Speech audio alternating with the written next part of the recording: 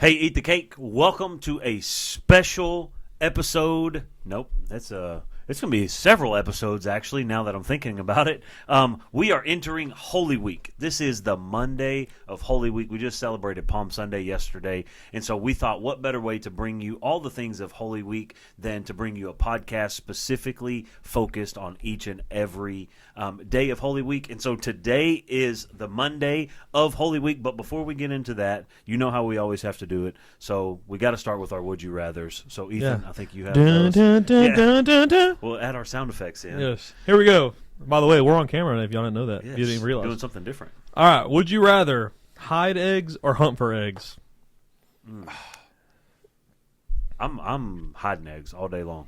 Yeah. I'd much rather hide. I'm more so just like a just hiding them like that. Yeah. Just chunking Chunk them. them.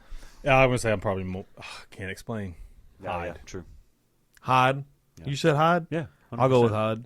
There you go. All right. You can tell we've hit our dad strides. Yeah. Like we would much Yeah. rather hide. I don't know. I wanted to explain it. Yeah. I will I'm tell like you, fighting my it. uncle used to walk behind me when I was a kid, and he would just take them out of my basket while I'm walking while I'm not even paying attention. He still tries to do it. I don't hunt for eggs, but he does it to other kids. Not me. You know what I mean? But yeah, he still does it, and I'm just like, dude, whatever. I Get don't out of hunt here. for eggs anymore. Let's just clarify. All right, next one. Dun, dun, dun, dun. Would you rather have bunny teeth or a bunny tail? Oh. Yeah, I'm gonna go with Tail. No, a teeth, bro. The teeth, A not a teeth. teeth, but A the bunny teeth. teeth. Bro, you want to walk around with a freaking tail? You're gonna call it, you know what they call those? Furries. We don't support that. Gosh. I mean, This is Explain true. your answer, Mikey. I can't. Can't explain. Now I Tail. know where you really stand. For me, I'm probably just because of my profession, I'm going tail. I guess you could hide it better. I don't know. Yeah. I guess that's probably why. I'm sorry. Oh, All right, last one. Dun-dun-dun-dun. Would you rather have a Short bunny overtime. or a chicken for a pet? chicken. Chicken. Yeah, I'm gonna say chicken as 100% well. Chicken. Yeah, all day long. I don't know. Yeah, and then I'm just cycling through over here. I'm gonna put this camera on real quick. We What do we do? have What is this? bubblegum eggs. Oh. Okay. We are not okay. sponsored by them. We just bought them because we're gonna chew. We're gonna play a game. Pastor Nicole hooked us up with a sweet egg game here. Oh, How many do we need to put in our mouth? Just two? The whole pack. Oh, the whole pack? All right, we're putting the whole pack in our All mouth. the I red didn't read 40, blue 1, I yellow didn't read 5, this. yellow I 6. can't open it. Okay. Go ahead, Mikey. so We're looking Okay, at you. hang on. So Give us a description. there are 10 eggs in each little crate. They look like And the job is first person. they to look like blow a jelly bubble, beans. right? Yes, we got whoever could blow a bubble the fastest. Wins. I almost lost them all. Dang, you got a bunch of orange in yours, Mikey. Oh, This yeah. seems like a quick trip to the dentist. So when does it start? Everybody puts them in their mouth and then we go. 3, 2, 1, go. Well, I know how that works, but I'm just saying. That's in the cracks of the table. I'm not getting it. I'm Heads just are saying, falling like, off. is it 3, 2, 1, go? Then we put them in our mouth and chew and chew and chew, or is it put them in our mouth, 3, 2, 1, go, and then No, start? it's 3, 2, I just 1, say go, 3, 2, in 1, your throw it mouth, in your mouth and go. chew and go. I already got this First broken person tooth. I'm right gonna on cycle there. through Here the we go again. cameras so we can all watch everybody chew. You ready? Yeah, here we go. 3. 3, 2, 1, go. Go. Oh my god! Oh my god, really hard. I bit my teeth. Nope.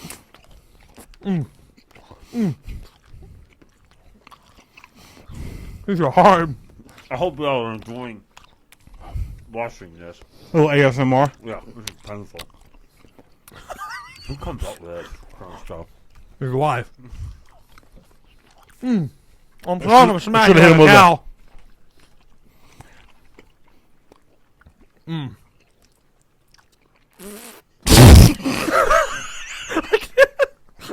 I'm trying, bro. There's so much gum. Man, it's thick. I hope you're enjoying this. I'm crying. All Yeah. right. That does not count. I always have Mikey guys. I can't. I won't go. I'm just making farting noises. I'm going off the Yeah. table. All right, way to go, Mikey. GG's, bro. Oh. That's disgusting. Wait till you pull that camera off me and then I'll spit it out. Oh, sorry. I think I got Josh. I don't know. All right, so let's get into actual Holy Week. We'll save that for later. So about Jesus. Yeah, bubble gum and would you rather's and all those things. But let's get into what it's really about here. We really, over the next 6 days, we just want to bring you little 15, 20, 30-minute episodes from Eat the Cake, walking through every day of Holy Week. So yesterday was Palm Sunday. We celebrated Jesus' triumphal entry into Jerusalem and what that represents and what that stands for. But today is Monday, Holy Monday. And so this is Jesus at the temple and Jesus cursing the fig tree. And so I'm going to set the precedent for us and set the scene and read to you out of Matthew chapter 21. And I'm going to read verses 12 through 22. And it says this. It says, Then Jesus went into the temple of God and drove out all those who bought and sold in the temple and overturned the tables of the money changers and the seats of those who sold doves. And he said to them, It is written, My house shall be called a house of prayer, but you have made it a den of thieves. Then the blind and the lame came to him in the temple, and he healed them. But when the chief priests and the scribes saw the wonderful things that he did, and the children crying out in the temple and saying, Hosanna to the Son of David, they were indignant and said to him, Do you hear what these are saying? And Jesus said to them, Yes. Have you never read, Out of the mouth of babes and nursing infants you have perfected praise? I love that scripture. Then he left them and went out to the city of Bethany, and he lodged there. We'll kind of stop there. That's just the first part of Jesus cleansing the temple, because I think we can kind of speak a little bit on that and understand kind of what's taking place and what's happening, because Jerusalem is really at its busiest right now. It's at the most intense time of the year. Passover is starting, which is a major Jewish festival that's commemorating God delivering Israel out of slavery. But the first thing it talks about is Jesus going into the temple. So I think we need to understand and we need to set the precedent of what the temple actually is, which was the spiritual center of Israel. So just kind of you guys' thoughts and opinions on it. Why would you say Jesus is walking straight into the temple? He gets there, Monday comes, now he's walking straight into the temple. So I kind of had wrote down, like, yesterday the crowd was shouting Hosanna, and then today on Monday Jesus walks in the place that they thought was the closest to God, and starts beginning to flip tables. To kind of and it's like welcome to Monday of Holy Week. So I think it just kind of sets like where the thoughts and their thoughts were. I mean, obviously yesterday everything changes in 24 hours. Yeah. So what they were shouting the day before, and then here he comes in, and he says this about the place that they called was their holiest place, or the holiest place, the place they felt was closest to God. So I have a lot more I want to retain. I want to wait till a little bit till we get a little deeper. So I'll let Ethan kind of go here. Oh, you're good. That was good. I mean, I appreciate that. we can go. Confidence. Yeah. My bad. I just like the idea. Or I say the idea, but like start. Oh, sorry, I got to put the camera on me. I think I had it on This is you. new to us, guys. Yeah, I know. I used to bring in you video. Kind of like the idea of him, like talking about flipping the tables, like setting stuff back, like almost like starting over. Like it's like, hey, this is about to get real, type deal. You know what I'm saying? So that's kind of, I mean, that's really, I don't have an in-depth spiritual answer, but that's what I see. That's what I'm thinking of. Like, hey, stuff's about to go down, so y'all get ready. Yeah, I think a lot of times people reference Jesus flipping tables all the time, and it can get misconstrued because people will say, oh, well, churches shouldn't sell merchandise, and churches shouldn't do this, and churches shouldn't do that. That's why Jesus went in and flipped the tables. Well, not really. Jesus went in and flipped the tables because he said, my house shall be called a house of prayer. You have made it a den of thieves.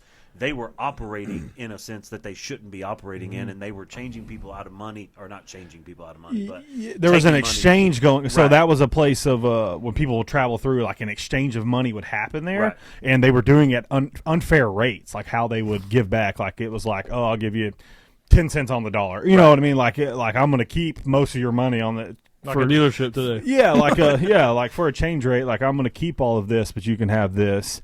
And so I think, and also selling sacrifices at inflated prices as well. And then even like the outer court, which was for the Gentiles, that area it was turned into a marketplace. Yeah. And so, in the very place, that they were supposed to be seeking God, it became a place of of getting rich. And so Right. that's where, he's talking about the den thieves, and that's where they're, again, it's just a heart posture. It's like where their focus was. Where The were day they? before we're talking Hosanna, and then obviously it had been going on, and then Jesus comes in and catches it, Yeah, 'cause kind it's- of makes it to light. I mean, he goes into the temple, which is the spiritual center, like we talked about, and it's supposed to be used for worship. It's supposed to be used for sacrifice. It's where it was this symbol of identity and community, what they were supposed to be being used for. But here's what I love about it. I love that in verse 13. It says, he said to them, "It is written, my house shall be called a house of prayer, but you have made it a den of thieves." So he comes in and he overturns the tables. He flips the tables, and he's talking about this. But then the very next verse, I think this is where you see the true character and the true compassion of Jesus. You see the next verse. It says, "Then the blind and the lame came to him in the temple, and he healed them." Yeah. So he comes in, he flips the tables. He's upset at what's happening, and he said, I feel like he was making a statement piece Point, that says, Yeah. this is what's supposed to be happening For sure. inside of these places. And kind of thinking on that, I mean, what would you guys say? I mean, I don't want to get too deep into it because we only have a few minutes. But if we were to take this into modern day terms, Right. what could be kind of the same idea, same concept? I see it as the modern church is like they're not like it's almost like a I don't know you like the I say mega church. I'm not bashing mega churches whatever, but it's not like they're not operating in the spirit. They're not operating in His presence or whatever. It's they're doing what they think is best, trying to catch people, get butts in the seats, trying to get money, trying to pay for the holy water on TV, like stuff like Right. that. And they're not operating in. I remember watching videos of. They talk about COVID, like a lot of that got shut down during COVID because they weren't making their money. People weren't going out. They weren't making, and those types of churches failed. Yeah. And a lot of churches shut down, and that's the reason why. And then the ones that are still standing are the ones that, like our church, I would say we're spirit filled. We're led by our head. You're led by the Spirit, and the church operates great that way. And I feel like him coming in, like you said at the end, and healing the blind is like almost like I'm going to come in here and set the Restore tone, the reset order. it, but I'm also like, hey, I'm still him. I'm going to treat him with kindness or kill him with kindness in a sense. Like I'm still going to come in here and love you.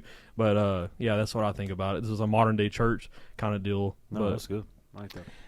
Yeah, do you have said it anything? well. I don't have to say anything else. We're not used to that, right? Yeah, He just kinda you just explained was it behind the super ones well. and twos. Yeah, No, no, that was Sometimes he super goes good. in clutch. Yeah, I mean, it's easy. I mean, obviously, the easy answer is to say, it's a mega church today. It's the mega church today, and not that it's not. And not all mega churches No, are that's bad. what I'm saying. You got to think they're operating. Well, I can't speak on how somebody's operating because I don't know what exactly goes on behind the scenes. So I don't want to Yeah. say. I can only from what I see. I mean, obviously, Scripture tells us we'll know about their fruit. What fruit is being produced? Obviously, there. But Hold that thought. it's tough to say. Yeah, how do I? I don't know. How would I operate a 10,000 person church? Right. Exactly. You don't know until you're in their shoes. Yeah, and so no, do I think that there is certain instances that we make absolute spectacles of the church and we make it a performance over? About me versus Yeah. about him. Oh, for sure. I think that is so easy in those moments because it's easy to become bigger as ourselves become bigger than Jesus when naturally as us as humans. We may not like the spotlight, but when we get it and we get a little comfortable in it, I mean, you got to think in front of 10,000 people. So my worship my performative worship may begin to change because like people see me raise my hands this way, or I practice this, or how I sing. You know what I mean? So I think that's where, I think that's. Well, I mean, obviously, I think we're the easiest kind of way to put the spotlight on what I would see as today. 100%. Yeah, I think to kind of, Mike, you're going to segue us into that next part of what also took place on Monday and being known by their fruit. The one thing that Jesus did after he flipped the tables in the temple, he heals the blind and the lame man. We see in verse 18, it says, "Now in the morning as he returned to the city, he was hungry, and seeing a fig tree by the road, he came to it and found nothing on it but leaves, and said to it, 'Let no fruit grow on you ever again.' And immediately the fig tree withered away." So we see the curse of the fig tree. Do you think this curse that Jesus gave the fig tree, do you think it was about hunger, or do you think it was about something a little bit deeper?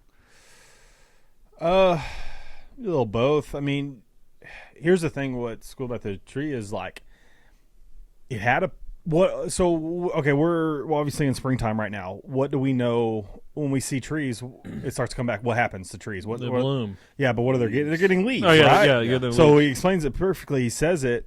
The fig tree had leaves. Well, that tells me it had an appearance of life, Right. but it had no fruit, so it has no substance of life. And so I think I don't know. It's kind of like religious on the outside, fruitless on the inside. Right. And so, like, I can do this for show. It I don't can stand in life, Yeah, yeah. exactly. I think it really ties back to the flipping the tables. I mean, obviously, it all does. But if it ties back, we're operating on the outside as if we're doing everything right, but on the inside, I've done everything wrong. I'm doing it for the wrong reasons. My heart is not in it for the right thing. So that's kind of I know I kind of segue to something. I mean, that's else, spot answer on. why it's Yeah, I different. mean, It's that's spot the, on, dude. That's the same. That's what's happening in both scenarios in this. In both of these stories, I believe it's the outside is the appearance of this is the temple, this is the holy place, this is where where God is worshipped and and these different things. But when Jesus gets inside, it's Yeah. not what the appearance is. And the same with the fig tree. The fig tree has an appearance of bearing fruit, but it has no fruit, and so it's fruitlessness. I think both of these stories kind of confront that sense of fruitlessness in faith and religion that looks right externally, but lacks the genuine spiritual substance on the inside. The fig tree scenario is just for all the visual learners. Right. Yeah. That's what I mean, and that's kind of I think later in the week, Jesus begins to speak in parables, and I think that was kind of the start of it. Was on that Holy Monday is kind of that fig tree lesson and what takes place. But this you got to also think too and understand, and we'll kind of start wrapping up for Monday here. This sets the precedent for everything that's fixing to take place. Yeah. Palm Sunday happens. Here we are on Monday. Jesus goes into the temple, and what I feel, me personally, in my spirit, is that Jesus flipping the tables in the temple was almost that spiritual cleansing that needed to happen to set the precedent for what was fixing to take place. It was kind of like, hey, I'm coming in, I'm clearing house because of what's fixing to happen. Yeah. You guys are There can't be none of all this chaos or all this right. sin. You know what I'm saying? Can't be none of that going on. Well, he confronts the religious system Right. in that moment. What he's doing, he's confronting the religious system, but he's also he publicly challenges authority and how things are done. And then obviously we know what happens after this, right? They start to plot to kill him. Right. That's where it kind of starts kicking off. Yeah, and so Makes you think of, like, I guess you would say, like a business, like a system's failing, and they're like, "Oh, we got to clean house and bring in a new boss." Right. And everybody that's in there is like, "We're out of here. Get this new boss out of I here." always think of You know what I'm saying? what is it? Was it Fun with Dick and Jane or whatever with Jim Carrey? You Oh, know, yes, and they call yes. him up. They're like, He "You're thinks getting he's called to getting the a promotion. 40th floor Yeah. or whatever." Like, "Hey, we need you to lead this whole thing." And it's like he's like falling all apart. excited, and everybody's burning records and everything. You know, what I He mean? Like gets up getting there rid in of pure everything. chaos. Yeah. That's funny. No, that's good. Okay, so just a few takeaways for you. I want you to kind of get some meat from this. Just think about Holy Week starting off on Monday, and understand that in the temple, Jesus cares about authentic worship. Yeah. He wants to see your authentic worship. He wants to see what should truly be happening inside of the temple. What is happening externally may fool some people, but it's not going to fool God. And your faith should produce visible spiritual fruit. Yeah. If you're not producing spiritual fruit, then you're just as bad as the withered fig tree, and you need to change some things, prune some things back, but don't be a cursed tree. And then prayer and faith, they're rooted in trust and not performance. It's not about performance. It's about trust. It's about faith. Because again, God's not impressed by appearances. He's looking for fruit. So, great start to the week, I believe. Make sure you tune in for the rest of the Holy Week. We've got 5 more days to go. But this is the first time we're making history today, folks. I said that really with you a said twang it. on Yeah, it, come on. folks. Folk This music. is for the very first time, for the first time in forever. Don't shut us down, Disney. We're Chill. eating a cake live, and it's going to be even more amazing because we don't have forks. Yep. So We got our phalanges, we got baby. we got our fork hands. So I'm going to get into this. This is a carrot cake. I mean, because what else do you do Come on on. Easter? Who made the cake? This cake was made by none other than Mr. Bill Walton. Sam. Sam Walton, not Bill Walton. Thank you, Mikey. So it's Sam Bill said I Walton. was way off. Bill Walton Bill was Walton. a basketball player. That's right, basketball player. It's hey guys. Not only is it Easter, but it's also March Madness. Come on. I don't care about. I don't watch basketball any other time other than March. So here we go. This is carrot For cake everyone that doesn't know from Sam Walton, they're Walmart. talking about Walmart. Yes. Yes, Sam Walton is Walmart. We've got these lovely setups thanks to Pastor Nicole because she always Yeah. takes such good care of us. Except for forks. It's cold. I love cold. Surprise! Hang on. I love cold carrot cake. Oh, so really? I want to preface that. Okay. Setting the It's bar going to be high real bad already. if this wins our next. Oh my God! Don't even. If this wins our. in your book, yes. all right, yeah, all right. who's going to take the award for that? Mikey's giving it out, and Mikey can give it to himself. Oh. Volunteer of the year. Oh, Oh my God! Here we go. You don't even know how good this is. we 10. look like Cajun. Shut up, bro. There's no way. 10. Bro's eating with his fingers and gave a 10. Maybe it was the hot Cheetos left on my fingers. I don't Yeah. know. Okay. I mean, I I'll mean, be real honest. yeah. That's a pretty good carrot cake. Great carrot cake. That's pretty good. Cream cheese icing, though, does it for me. Like, Yeah. 100%. every time. Yeah. If you ever know that I'm going to be on the episode and you put anything with cream cheese icing, I'm going to eat it. You're in. Unless it's Tres 100%. Leches, then I apologize for the score I'll give you. Mikey I'm doesn't going. like soggy food. I'm going to say that's a solid 8.8 Yeah. for a carrot cake. Real honest. That's great. It's got the perfect amount of ginger in it, like in carrot. It's got a good spice to it because carrot cake should have spice to them. The only thing I'm missing, and maybe I can't just see it, but I don't see. Yeah, there's some little slivers of carrot in here, Yeah, there is. but I like the thin, thick. I mean, Cheesecake Factory makes a fantastic carrot cake cheesecake. Too bad they're not local. Or we got to go an hour and a half out of the way. Yeah. What'd you think, E? 10 and an 8.8. I won't give Yeah. it a 10. I'll give Okay, it a yeah. 9-1. Okay. 9-1, 8-8. One bite, everybody knows the rules. Uh-huh.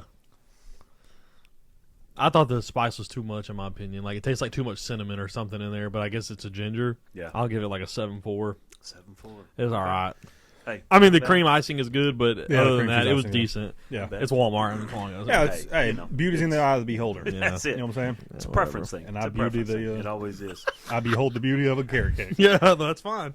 Hey, Eat the Cake, listen, we love you. We appreciate you. Tune in for the rest of the week as we go through the remaining of Holy Week. Join in with us as we look forward to celebrating Easter Sunday with you. We'll Yep. catch you next time.